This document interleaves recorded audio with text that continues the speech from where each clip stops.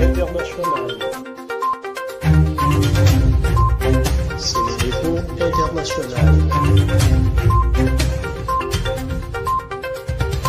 abonné leen ci suñu chaîne YouTube ngir jot saa su nekk ay xibaar yu wér te wóor aju ci réew mi ak ci bitim réew. Sénéinfo.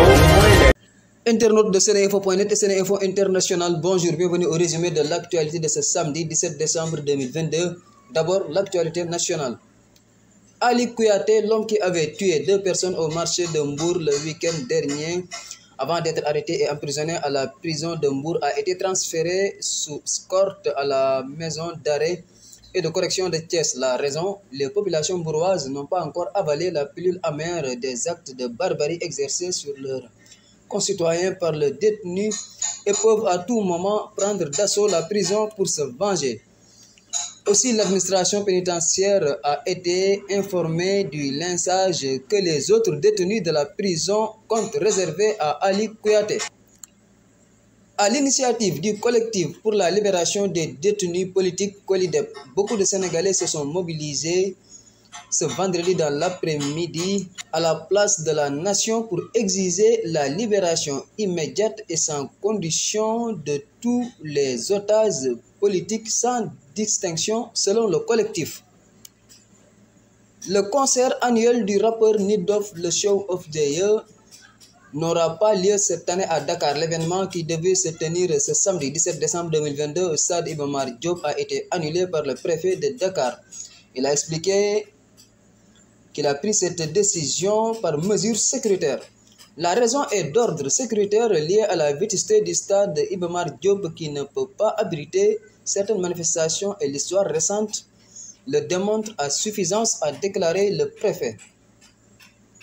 En Afrique, le Bureau de coordination des affaires humanitaires de l'ONU pour la République démocratique du Congo, citant les autorités, a évoqué vendredi soir un bilan d'au moins 169 morts dans les inondations de mardi à Kinshasa.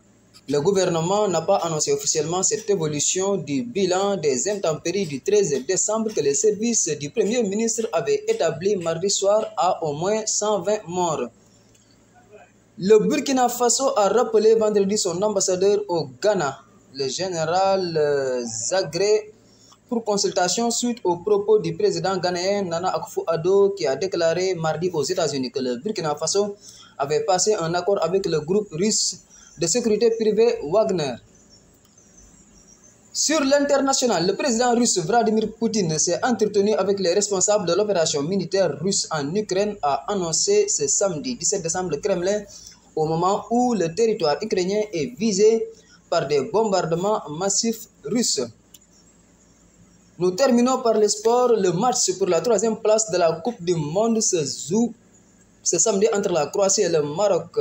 La grande finale opposera la France à l'Argentine demain dimanche 18 décembre 2022. Chacune des 2 finalistes cherche un 3e titre. C'était tout pour aujourd'hui. Merci de votre attention.